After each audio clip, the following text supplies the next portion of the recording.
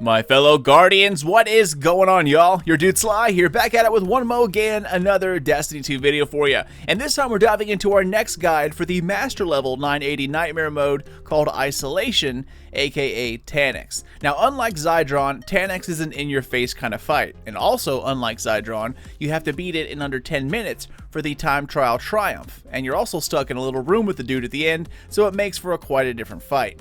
So in this video, guys, we're going to be checking out how to get through this and how you can beat it in under 10 minutes to grab that triumph. So once again, guys, we went in with one Warlock, one Titan, one Hunter, one 1-1. Well of Radiance Warlock, Bubble Bro or Hammer's Titan, and then go top tree Tether Hunter. Just like in the first video I made for Zydron, you cannot go wrong with two players using Izanagi's with the Catalyst completed, while the third uses Divinity. This fight has just about the same amount of shields. You have Arc and Solar for the most part, however there is going to be one Void. So for the rest of your weapons, guys, those who run Izanagi's can switch over to a Void auto rifle, such as the Garden of Salvation AR or Recluse, while using Wendigo and Outrageous Fortune for heavy. Moving over to mods and armor, like I mentioned before, it is probably best if you create a second set of armor for master tier nightmare hunts. This way you can simply switch armor over instead of moving all of your mods over and over again. That's going to get tedious in the end. You want to stack as many Dreambane mods on as you can for this one. Don't worry about Breaker or anything else like that. The modifier in play this time has solar and environmental damage buffed, and since Taniks has a good old autocannon that pretty much sprays solar damage all over the damn place, you will need the added protection. Now, I personally wouldn't worry about using Breaker or anything else like that this time around. However, if you're in the 970s or even above that, then using a Breaker mod would probably be a good move. For the Warlock out there, you're going to need to mod up your armor to include Paragon mods for added class ability regen, or instead slap on a distribution mod, which will give you ability cooldown while using your class ability. So basically, once you pop a healing rift, as long as you sit in it for its entire duration, you'll have your rift back up as soon as it leaves. Incredibly handy for damage, staying alive, revives, ammo, you name it. Also be sure to use Lunafaction boots, as Izanagi's needs help in the reload department. Now, since the Warlock will be running Radiance well, the other two teammates should throw on the mod Special Finisher. With Izanagi's and Divinity being such an important part of this guide, the fact that Famine is yet another modifier, you will need as much special as you can get your hands on. And even though a third of your super is quite a heavy price to pay, seeing that sweet special ammo drop when you're empty, that's a pretty good feeling. Also, once again, try to run Oppressive Darkness grenades. They are really powerful and come in handy, especially if you add in the other Void grenade mods, such as Disruption. It's a powerful combination and very handy for damage, since the boss will be laying into you the entire time you're setting up for damage and while dealing damage. Oh yeah, by the way, I almost forgot too, this fight sometimes has an unstoppable ogre right at the very beginning, so be sure to have at least one person run unstoppable rounds. I had it on my hand cannon, it's usually always loaded, so it just worked out for us. But if you cannot get this guy down, he might just ruin your day. Once all your mods and weapons are in order, go ahead and head on in. Now, just like the other time trials, you want to focus only on the nightmares, guys. Don't worry about champions, the trash mobs, stuff like that. The first set of enemies, you want to fight them from the right-hand side balcony. Anytime you can gain upper ground, that's always the way to go. Once again, let the player with Divinity call out the nightmares and then team shoot them. Once they're lit up with Divinity, it just takes one simple Izanagi shot.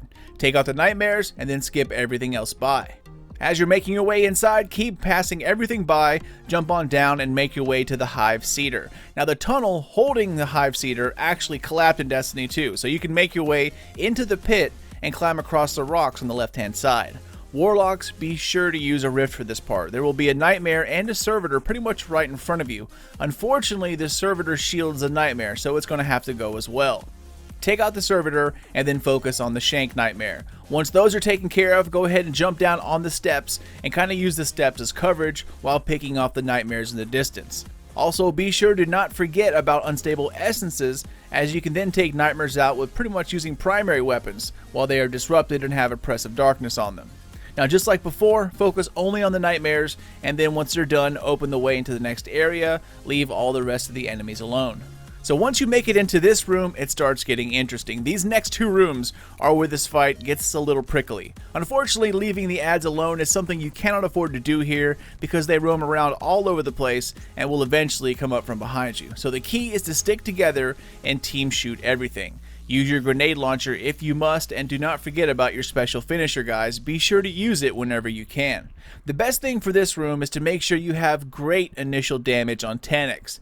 At first, when you first wake him up, he will simply wander around the room chasing you and just bombarding you with his cannon, the entire time. If you take away a quarter or more of his health, this will then back him up into the corner where he'll stay there the entire time until it's time to move on to the smaller room, and it makes things much more manageable.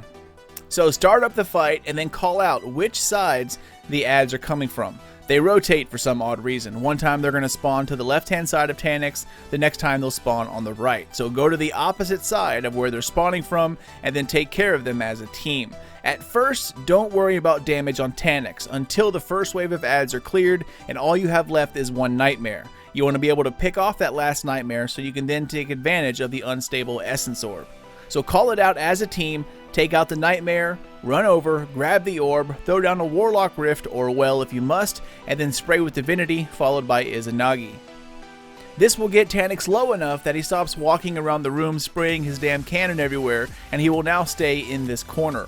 All of the adds as well as nightmares spawn in this corner as well. So when everything spawns in at once, simply throw in an oppressive darkness grenade and then chuck in a few grenade launcher rounds and you should be good to go. In my opinion, y'all, it's best to save your warlock well for if and when you get overrun by all those powerful solar shields. But depending on how much damage you do, you can get him to teleport in the next room fairly quickly and avoid dealing with him multiple times.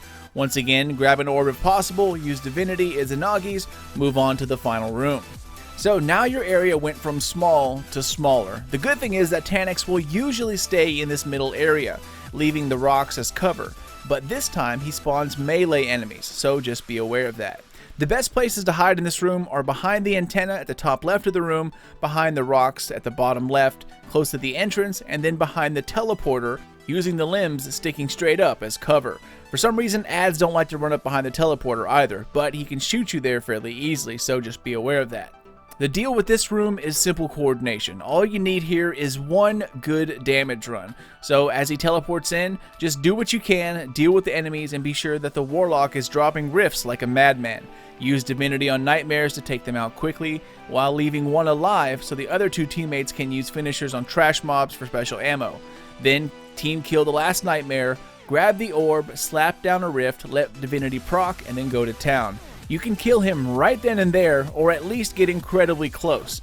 Also, like I mentioned earlier, if you're a warlock, be sure to run Lunafaction boots, as Izanagi's needs the extra reload buff. And if you're using a rift for damage, of course that's going to help you reload faster. This last room is all about using cover and using warlock rifts as much as possible. It's a very small room with a lot of enemies. If things get too out of control, just run away to the teleporter and duck behind there. Use a rift if you have to. But as long as you're coordinated with your teammates, you shouldn't be stuck in this room for very long. You only need one good damage run to take them out. Now for the time trial triumph, you have 10 minutes to complete this, and as long as you remember to pick up your unstable essences for damage and pair it with divinity, you will get through this fairly quickly. Once you know where enemies start spawning, try and use a tether to keep them in place, or a Wendigo to blind them. But that's really about it, Guardians. This one is definitely harder than Zydron, but it is manageable as long as you work as a team and do not skimp out on the mods we talked about earlier. Dreambane mods all the way, it makes a huge difference. Warlocks use Paragon or Distribution mods so you can always have a healing rift. And the other two teammates can use Oppressive Darkness with Disruption and Special Finisher, so you always have ammo to do damage and damage boost with Oppressive Darkness. If it wasn't for Special Finishers, you would be using hand cannons for damage, and it would be a true nightmare, so be sure to take advantage of it. But that's about it, Guardians. I am out of here, y'all. Once again, thank you all so much for watching another Sly Nation guide, and you got this. Stay tuned as Gaul is up next. Take care, my compadres, and if you're new to the nation, then welcome, Guardian. I hope you enjoyed it, and I hope that you stick around for whatever comes next. Spank the thumbs up, but only if you enjoyed yourself, and be sure to subscribe for plenty more Destiny 2 Shadowkeep videos as we enter the second half of Shadowkeep. If you're bored on the net and can't remember your RedTube login, feel free to check me out over on Twitter or Facebook at Sly Nation or Sly Nation Gaming on the FB. Later, y'all, and keep those eyes open for more Destiny 2 videos coming out in the very near future. But until then, this is your dude Sly, and I'll catch you all next time.